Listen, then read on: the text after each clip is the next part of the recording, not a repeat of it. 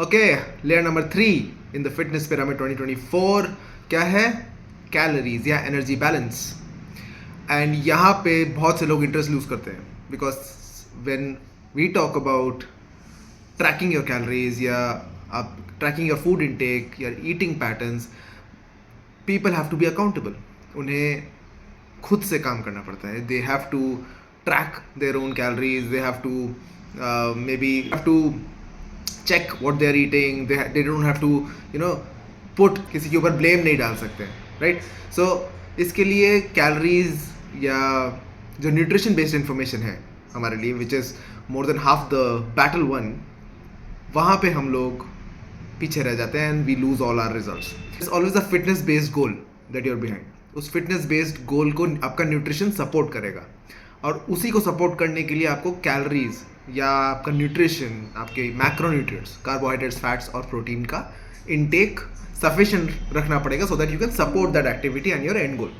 For example, अगर किसी को मसल गेन करना है, सो मसल गेन करने के लिए उन्हें अपनी मेंटेनेंस कैलोरीज जो वो रोज़ खाते हैं उससे ऊपर खाना पड़ेगा. कितना ऊपर खाना पड़ेगा? 5 to 10%, उससे ज़्यादा नहीं. Over a period of let's say 3 months और 4 months और 6 months डाउन द रोड आपका वेट गेन होगा, सस्टेनेबल होगा, रैपिड नहीं होगा और फैट गेन का पॉसिबिलिटी कम होगा. पॉसिबिलिटी और कैसे कम होगा? If you add in protein. Protein will ensure that you're building muscle instead of storing fat. Okay, so in other side, अगर किसी को weight lose करना है या किसी को fat lose करना है for let's say a competition or any other purpose, उसके लिए आपको maintenance रोज का जितना हम खाना खाते हैं उससे कम खाना पड़ेगा. कितना? 5 to 10%. और 5 to 10% हम जब कम खाएंगे, so over a period of 3 to 4 to 6 months you will ensure that you are losing weight. वो weight loss fat होगा या muscle होगा, your protein intake will determine.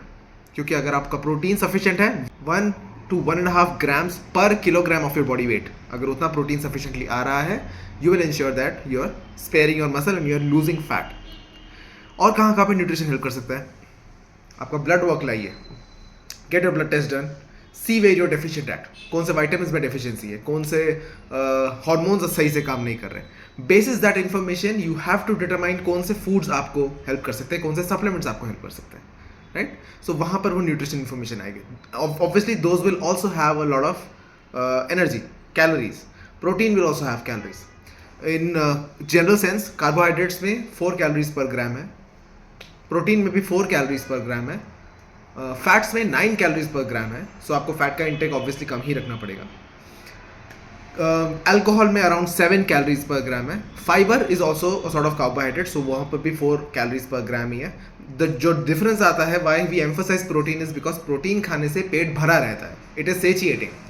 सो जब प्रोटीन से पेट भरा रहेगा तो it will automatically ensure that आप लोग ज़्यादा कैलोरीज नहीं खा रहे. ओके, एज इंस्टेड अगर आप सिर्फ कार्ब्स पे हेवीली लोडेड है तो आप बहुत ज़्यादा खा सकते हैं और कैलोरीज बढ़ जाएगा. जो लोग वेट लॉस कर रहे हैं उनके लिए अच्छा नहीं है, पर जो लोग वेट गेन कर लें उन लोगों के लिए पैलेटेबल फूड्स यानी कि जो इजीली खाए जाए वो खाना, लिक्विड्स इज नेसेसरी. सो ये सब स्ट्रैटेजीज हैं. Obviously there is another topic जो यहाँ पे डिस्कस करने बैठेंगे तो घंटों लग जाएंगे, but you understand the idea. You can not run away from energy balance. It is the key behind everything you do beyond that. Every exercise you perform, every goals that you have, right, is the key behind that. So make sure that आपका energy balance track करें, energies और calories track करें. So calorie tracking is made easier now. Calorie tracking इसलिए easier है because आपको ज़िंदगी भर track नहीं करना है. बिकॉज कुछ ही हफ्तों में या महीनों में आपको समझ में आ जाएगा this is how you been eating and this amounts to रफली लेट्स से 2000 और 3000 कैलोरीज. वो भी बहुत ज़्यादा स्ट्रिंजेंट नहीं है. Let's say if you are eating 3 rotis you can make it 2.5 और 2.